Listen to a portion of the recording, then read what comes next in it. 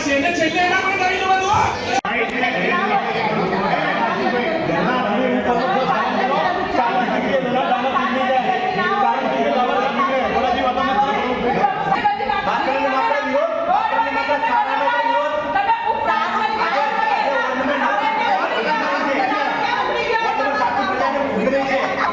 ચિંતા હોતી ને